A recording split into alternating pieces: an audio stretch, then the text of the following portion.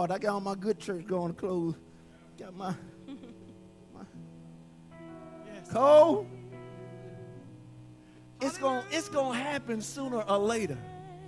No. Sooner or later, you're gonna realize even the mess up stuff that I do can't hold me. I know. See that's too much freedom and liberation for some of you, because that makes you think you're supposed to go out and act a monkey flip fool. No.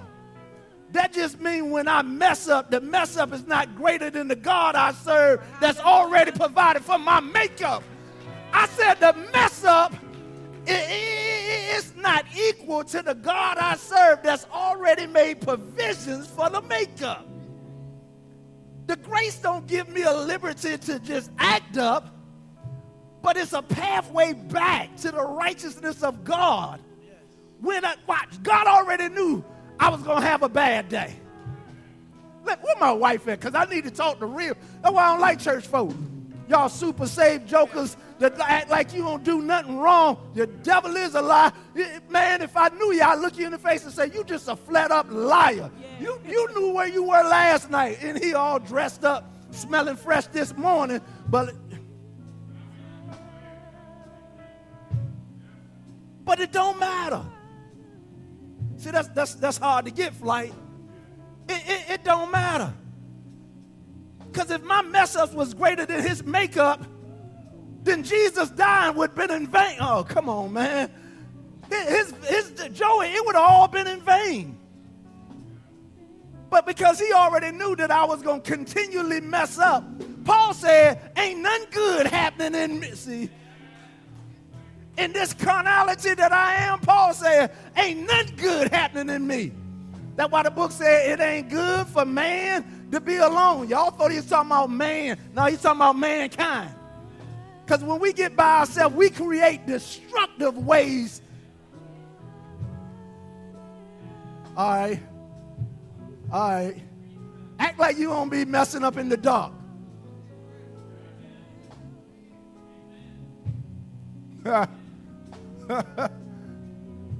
Come on, man. You ain't on all them, watch this, you ain't on all them alternative websites when everybody up. Don't make us check your browser history. You done been somewhere where you don't want none of us to know that that's the page that you incognito. But you act like God don't know. It's not incognito to God. You act like God ain't sitting in the room.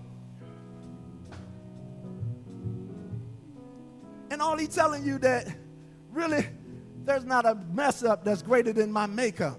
That's right. Thank you, Jesus. And that the very day that you decide that I want to live above the mess, God's got something better for you. And here's the truth. Here's the truth. All of us want to get beyond where we are. That's why we come here. We hoping that something is said today that sparks something in me that makes me believe that I can live better than I did yesterday. Come on, you ain't here because I'm that cute, even though I am. The real reason is we all got a hope for. I said we all got a hope for. We hope to live better. Come on, man. We hoping to make more money. We hoping our children line up. We hoping that I don't go through today what I went through yesterday. All of us got a hope for. All of us are looking for the right voice that resonates in us, that propels us to a place that God has promised us. Come on, how many times you didn't hear some good preaching, some good teaching, and your response was, man, I heard that before. I heard that before. I heard that be. So how long do we hear it before we possess it? Let's get into this thing right here. Let's get into this thing. Man, you got to stop because I'm trying not to be real happy. Trying to sit down and be real calm, but I'm struggling today. I want to talk to you this first summer series is simply entitled Divorce. Because here's our truth. All of us are under the influence of a voice. Come on, man. This real plain talk right here. So if y'all was looking for a fellow with some big words, wrong church. This real plain talk. All of us are under the influence. We are influenced by somebody or something's voice constantly and consistently. There is something. Your favorite singer is your favorite singer because you connect with your favorite rapper is your favorite rapper because you connect with their, and not the voice, not just being the tone or the sound, but the voice being the content and the style in which it's delivered. We got favorite preachers simply because we resonate or we connect with their voice. So all of us eventually fall up under the influence of somebody's voice. The question is, whose voice got your ear? And where is that influence leading you? Are the voices that you're hearing, the voices that you're lending yourself to, leading you to the lifestyle that you want to live? Because most of us live in a place of contrary and conflict. And not outside of ourselves, but most of it happens within ourselves. I know I want to be righteous, but it's just something about wrong. Come on, man. That just, good God, it's attractive. It feels good.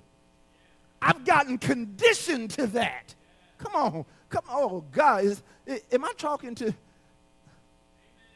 Why he ain't in children's church? That's my grandson. Go to children's church. Because I need to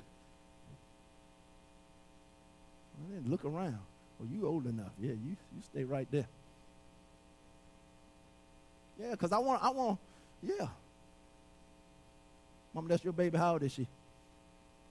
She's, sit right on right there. Because you know what, at 14, you got all kind of influences coming at you. And they, watch now, it used to be that we could monitor it because we could control the telephone. Boy, my grandma, you be on the phone? Sebastian, who is this? Knew I was in trouble when she hit me with the Sebastian. It was like, never mind. I'll see you tomorrow in school. I don't even want to talk to no. Now, watch. Now it comes on their phone. It comes on a pad. If you got enough money, it'll come on your watch. You can't even, it's all like you can't even monitor all the ways that influence can reach this generation. And watch, we losing, especially if you like, me and just celebrated 54 years of life, you losing because you can't even keep up with all the stuff that they got going on. As soon as you think you hip, they laughing at you because they done moved to the next thing. I finally figured out how to work my Facebook page, and they started laughing at me and telling me some Facebook for old folk. I'm trying to be relevant. Yeah. I done figured out how to message somebody, and now everybody gone.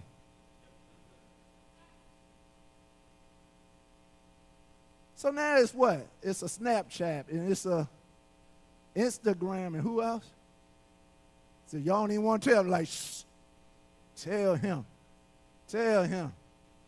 Straight up, we used to have phone checks at church. What turn them at? Give me your phone. She back there, they used to, oh, Lord, here we come again. Give me your phone. Why? Because if you, watch this, if you say that you're under the voice of the authority that God has placed in this ministry, then watch, it's not intrusive, it's protecting. Good God Almighty. And see, here's a problem, is that we got to decide what we're going to allow to be the influence and what we're going to submit ourselves to. Are you with me? Here's what I realized in 10 years of pastoring, that everybody that go to your church don't necessarily mean that you're their pastor. that pastoring is more than a position. Come on, man. And that you can't force yourself to be anybody's pastor. They have to allow you to pastor them. See, you can be in the position of pastor, but not be pastoring. Come on, man. Because pastoring means that I have an influence with you and that I've been allowed certain places in your life, and you yielded your ear to hear my particular voice. And there's some folks that go here, I don't care what I say, you don't pay me. So you can call me pastor, but it doesn't particularly mean that I'm your. Ooh. And what I found out is that it ain't no need of me breaking my back.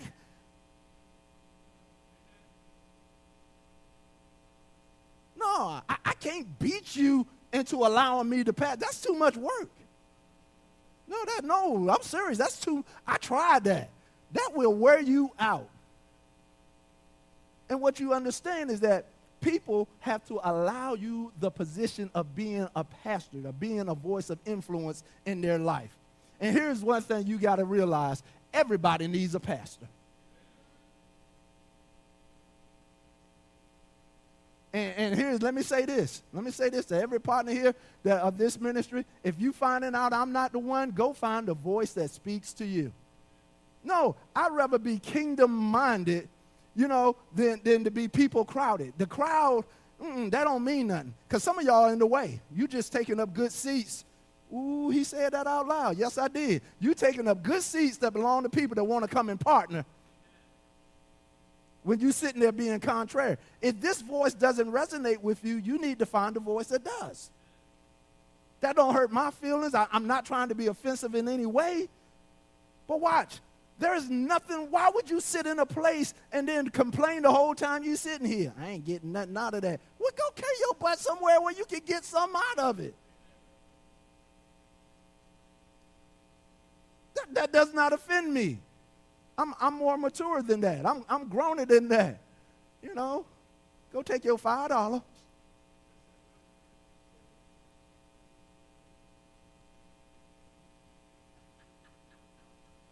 No, I'm serious. Take your $5 once a month, then go come check me on where the money at. Apparently it's still in your pocketbook. Or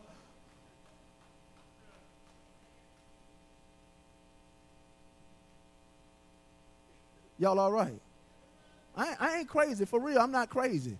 I'm just trying to help somebody that want to be helped. But here's the thing. Jesus couldn't help nobody that didn't want to be helped. I said Jesus couldn't help anybody that didn't want. If Jesus couldn't help folks that didn't want to be helped, what makes you think I can? My name is Julius, not Jesus. I know it started off the same, and that confused some of y'all. But I done took and told you, like my grandma say, I ain't dying for none of y'all. I checked my assignment. Nowhere in it does it say go to the cross for them. Not my job. So let me help you understand in this series of what the assignment of your pastor is to your life and how you should reciprocate in kind. Ooh, y'all all right? All right. Let's take a walk. John 10. If you got your Bibles, your phones, your whatever, I'm going to sit down so y'all don't look at me so hostile. I want you to know I'm not scared of any of you, though. What's her at?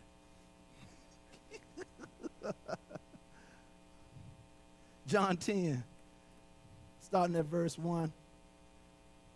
This is out of the English Standard Version of the Bible. Reads, "Truly, truly, I say to you, he who does not enter the sheepfold by the door, but climbs in by another way, that man is a thief and a robber. But he who enters by the door is the shepherd of the sheep. To him the gatekeeper opens." Now watch this. The gatekeeper opens. What happens? The sheep hear his. Come on. He calls his by their and leads them out. Hey, can you take this down a little bit? Oh, there's an echo. "And when he has brought all of his own, he goes before them." He does what? He goes before them, and then what happens? He goes before them, and what happens? For they know his, and, verse 5, a stranger what? They will not follow, but they will, for they do not know the voice of. So watch. Man, this is good stuff right here. Go back. No, go back. So watch. Jesus says that anybody, any man, now he's literally talking about himself, but in talking about himself, he's talking about the priesthood.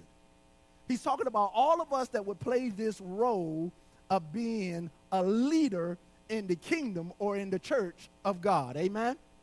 So he says that any man that watch this, any man that tries to get into this position any other way but coming through the door, he says that man is lining up with John 10:10, that thief that comes but to kill, steal, and he says that man is a thief and a.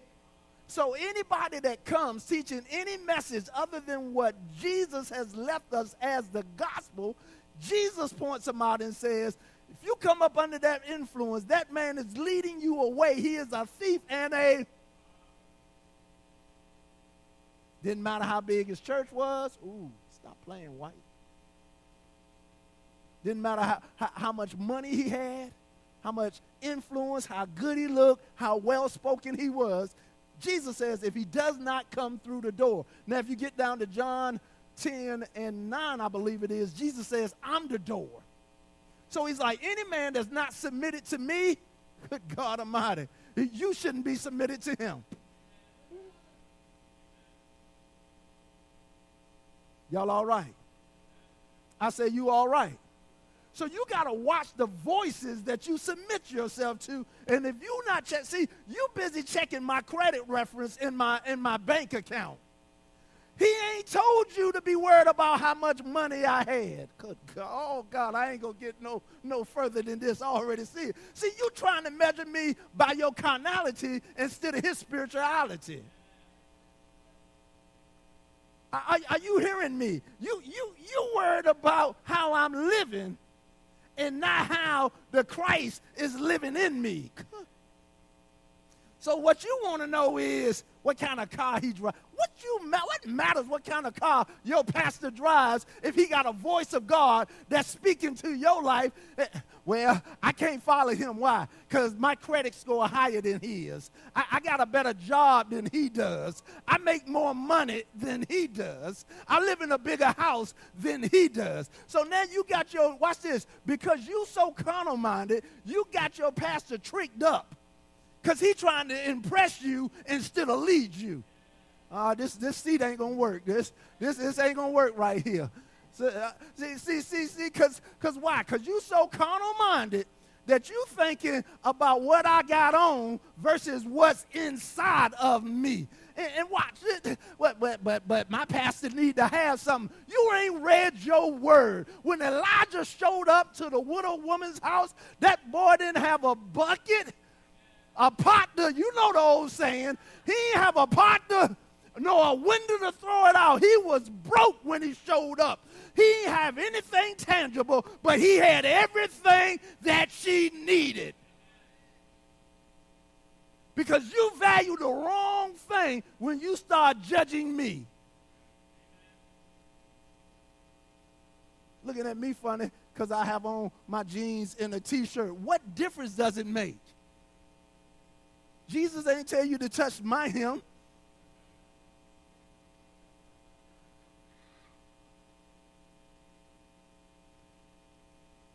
He told you to get to his hem. He said it was healing in the hem of his garment. You touch mine, you just going to feel this fake linen.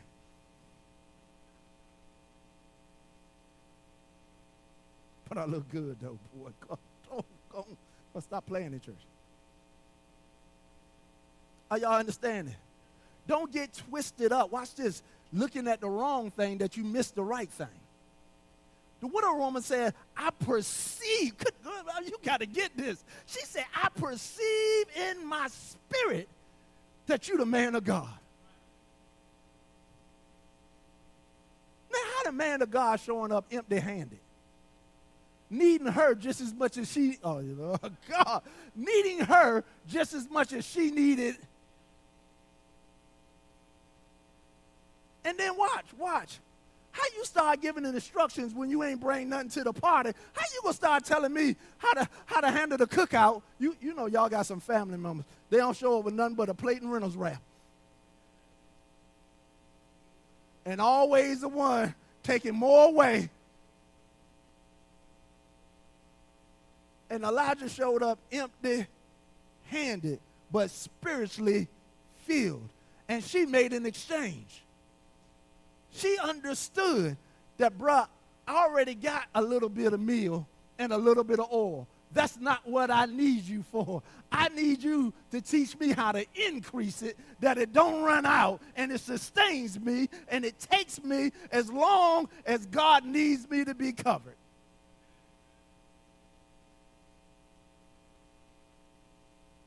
So watch. Oh, yeah, I know. It's all right.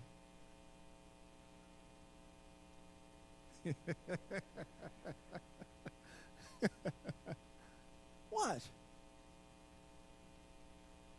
Why you hung up on the wrong thing? Let me ask you this. If you better for being here than you were before you got here, then I did. Come on, man. Then I did what I was supposed to do. If your territory, if your imagination has been enlarged, and you believe better than you did yesterday, then I did what I was supposed to do. If you got one more scripture that you live in, not quoting, but that you can live today than you had yesterday, then I did what I was supposed to do. Get up off of me. Back up. Some of y'all too close. And you trying to get too familiar, and you're going to miss the blessing trying to be my friend. See, because when you start getting too friendly, then you start mishandling things. You start defining. And anytime you misdefine, you will misassign.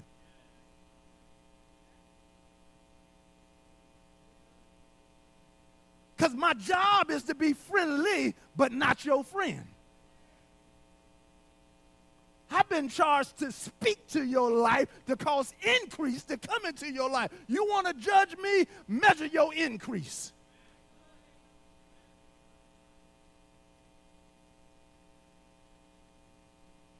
Ooh, this is going to be good. This is going to be good right here. How many more weeks we got, Ram? Oh, boy. Here's the thing. Here's the thing. And I'm not at I'm not at anyone, mega pastors or anything. I'm not. Don't get it twisted. I told y'all don't take stuff out of here the wrong way. I'm all about mega pastors. I believe in mega ministries. I think they do great work. My desire is to have one much larger than where we are. Why you think 3C 300? That's our beginning. We planting seeds in your imagination every time that thing splins. 3C 300. 3C 300. That's our beginning. Why? Because we believe 300 is our healthy platform. Anything less than that, we ain't doing to the fullest of what we could do.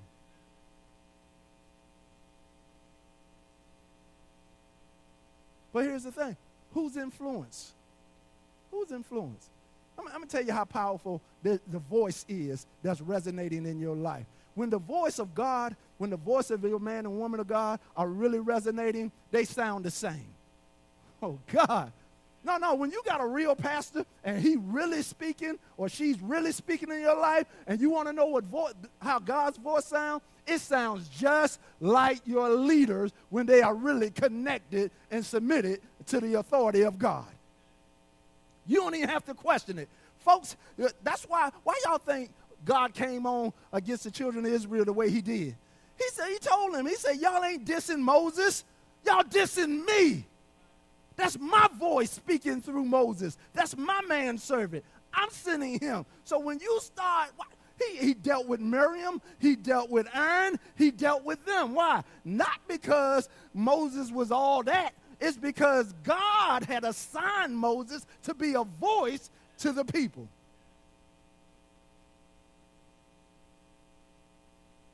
And I'm not trying to preach myself to a platform in your life. I'm telling you that some of you are missing what could benefit your life because where you position me. And I'm not going to stop being a friendly person. I got people, pastor, that tell me, White, you spend too much time around your folks. You too friendly with them. You let them touch you. That's why they have a problem with you. That's why they don't respect you. That's why they can't honor you. Well, I'm figuring this, that in everything I've read and seen, the shepherd spent all his time with and the sheep knew his, and they followed him. And when one sheep went astray, the shepherd loved that sheep so much that he stopped, left the 99 and went to look for the.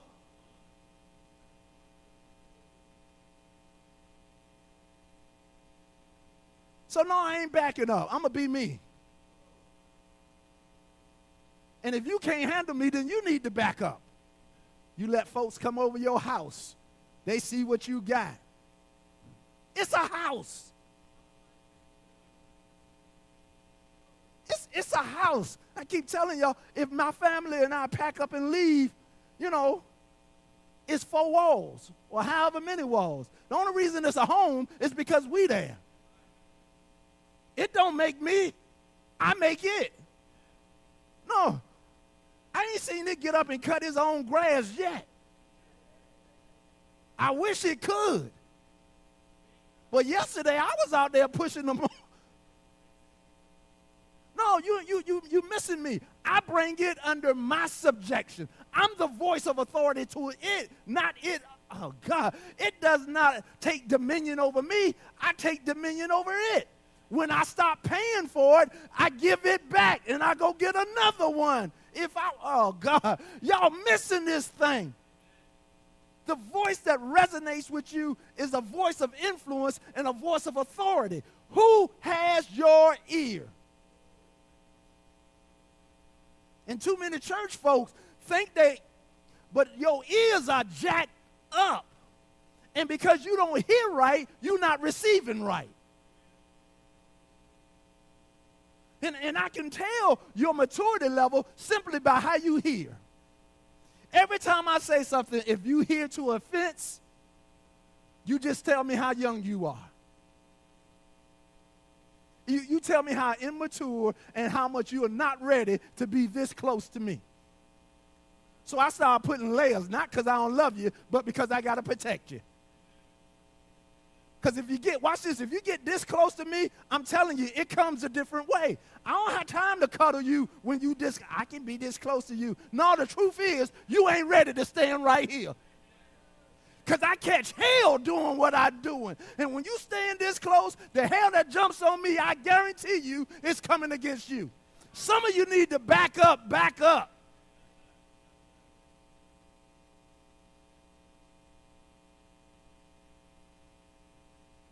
Trying to get you, man, to this thing that you got to know the voice that you're submitted to.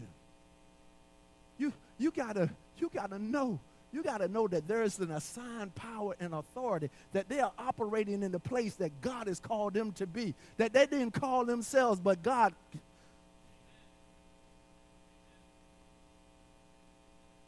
See,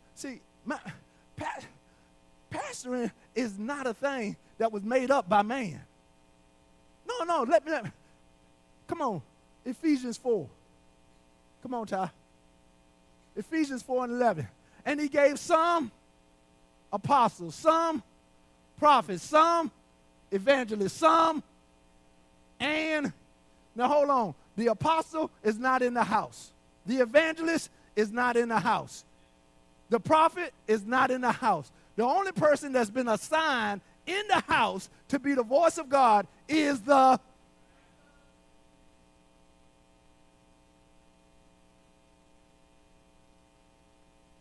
word apostle in its original is a military term. It's not even a biblical term. It's a military term. It was a Roman military term. The apostle was a leader of great force. It's a military term. The evangelist is just what they do. They go out. They come in, they're restored, they're refreshed, and then they go out. The prophet is simply the mouthpiece. When they show up, I don't know about all these prophets today that y'all keep running to hear.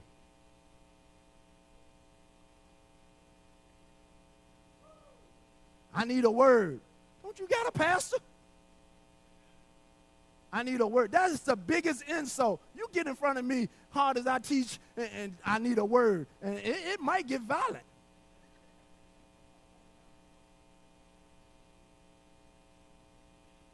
Without oil. Y'all, boy, y'all is, no, because for real, yeah, I'm telling you, I don't know. People don't read, they don't study. Nobody was excited when the prophet showed up. This is the only day I seen people get excited when the prophet show up. Because now they prophet lie to you. I see a washing machine and a dryer. I see a brand new.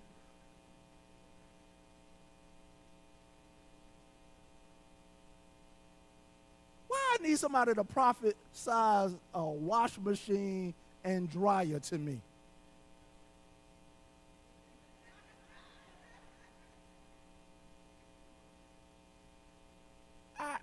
I mean, seriously, come on, man. A washing machine and turn around 3 times and your washing machine, a washing machine.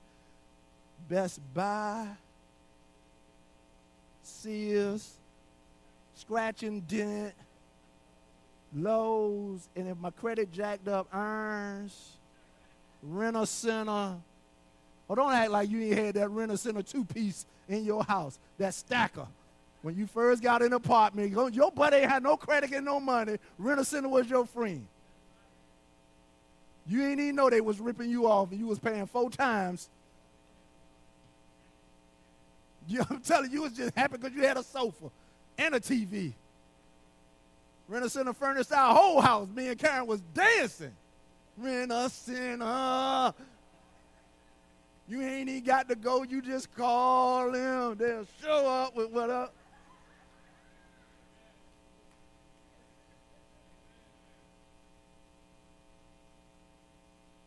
Then some wisdom coming, you understand, oh, Rent-A-Center killing me. You start cussing, you are blasphemy, usury, you are the devil. Come on.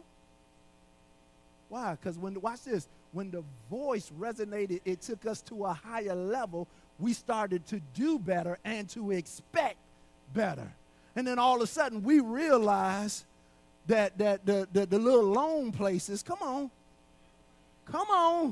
I ain't on the one that had a file at, I can't even remember the name of them.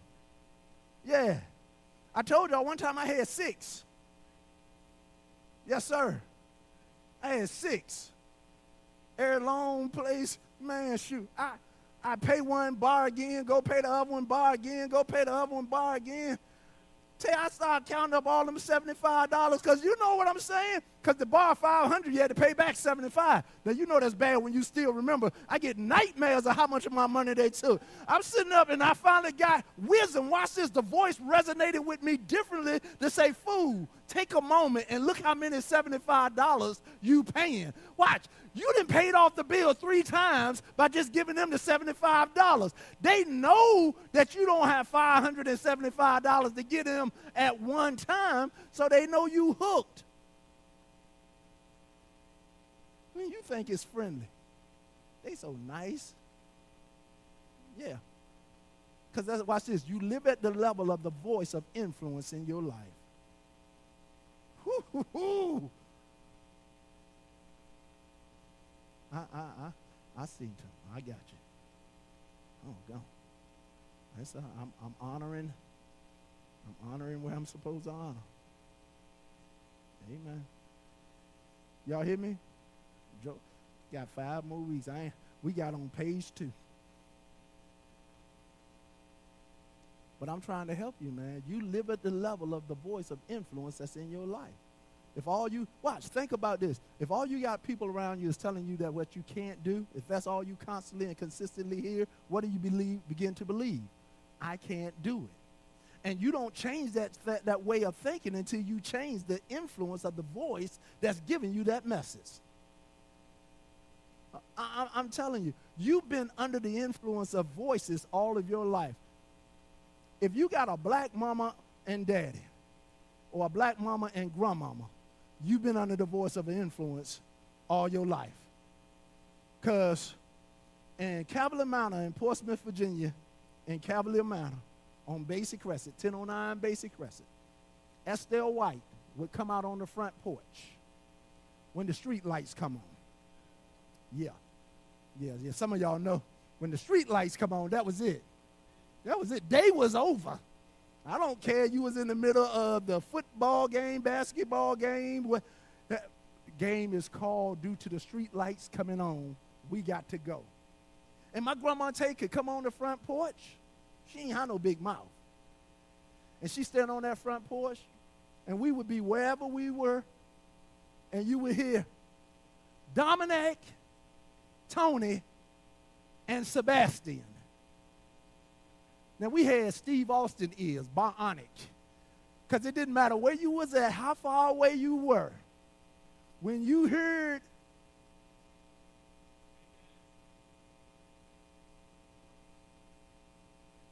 be like, shh, what's wrong? I think I heard my grandma. Slim, it was, you got to go. Yeah, I got to go. I got bicycles. Wow. One, the street light was on. Two, I heard my grandma's voice. Three, if she called me again, it was a wrap. It was a done deal. And if it went to a third time, you might as well just go and get the switches. Why? And then why did we respond in the matter? Watch this, with urgency in the matter which we did. Because we had set an honor on the voice and watch this, and the method from which the voice was flowing from. And some of our problems is that we simply don't honor the God system. We've lost the honor for the men and women of God, and therefore we've lost our ability to hear the voice of God. Because if God gonna say something to me, he can speak directly to me. He do every time he sends a man or a woman to speak to you. I don't know why everybody think God do all this talking that y'all say he doing, lying on God. The Lord said, you I want to cuss sometime. The Lord said. The Lord said. And then you come up with some schizophrenic mess and then tell me something, the Lord said. And I'm figuring out, I used to get offended, but I'm figuring out, oh, that's your God. And your God need Prozac. Because my God, he don't change. One moment he telling you that you be here, and the next moment, Pastor, I was just in a word of prayer, and the Lord said, be like, oh, Lord. Then you want me to argue with you and your God. Not going to do it. Well, if that's what your God told you, I guess that's what you need to be doing. But my God, he's just not that schizophrenic. And come on, stand to your feet. Come on. My God is not that.